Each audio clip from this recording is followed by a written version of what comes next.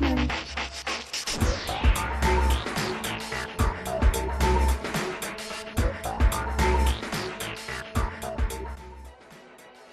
Jesus even said, as it was in the days of Noah, so the coming of the Son of Man will be.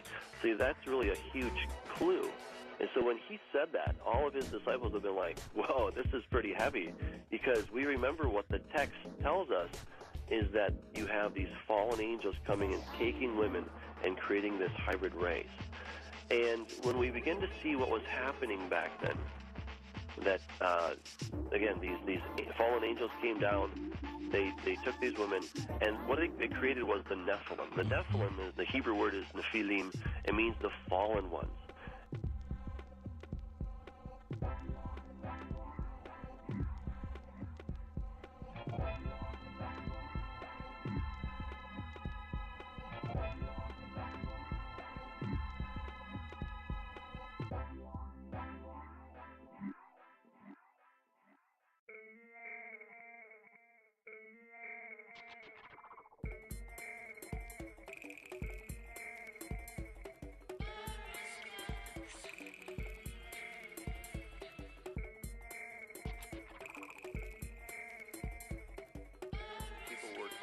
Filming this, and I think the advent of the cell phone and YouTube have just changed everything, because we can document, whereas before it was just hearsay. Now we can document these things, so people are clearly seeing things. It's not a bunch of people with tinfoil in their hats. They really are seeing things. I even believe that some people are being taken by these entities.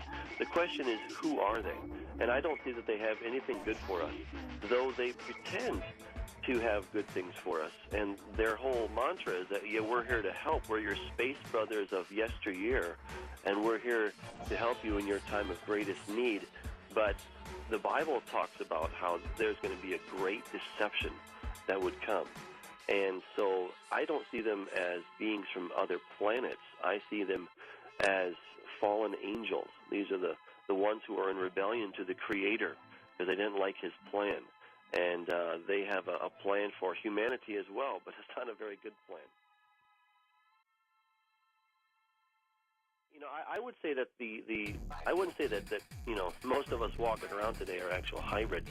I would say that is going to be the mark of the beast. The Bible talks about this mark of the beast. So if we understand that the beast himself is going to mix his DNA with Satan, what he's going to offer to humanity is an opportunity to do the same thing. But he's not going to call it that. He's not going to say, hey, take the mark of the beast. This is going to, damn you forever. It'll be lots of fun. He's going to say, no, we're here to help. You get to evolve to the next level. And here's how we're going to do it. Take our DNA. We'll replicate it for you. In fact, you know what?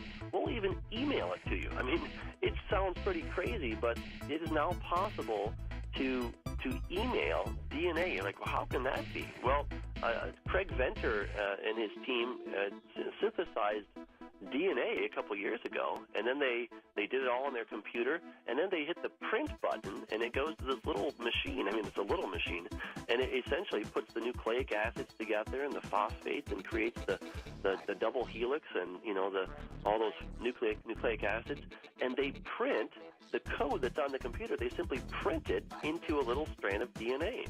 So what you can do is you can then take that, maybe put it on some kind of a chip or perhaps a vaccine, or, I'm not exactly sure how they're going to put that in. But the mechanism to do that is now there. And so they come on planet Earth and say, here, take this. You will have longevity of life. You will have superpowers. You'll be like the X-Men. You'll be like Spider-Man. You can be anything you want, but here it is. We've got the code for you. Talk about gene therapy, and it's at that point when people say, yeah, let's do this, that they're totally corrupting the image of God that they were created in. They're becoming a hybrid, and they're deceived into doing it. But they want it of their own free will. They want it of their own evil desires. And that is when the human population at large becomes hybrid. So I don't think that we're hybrids today. I think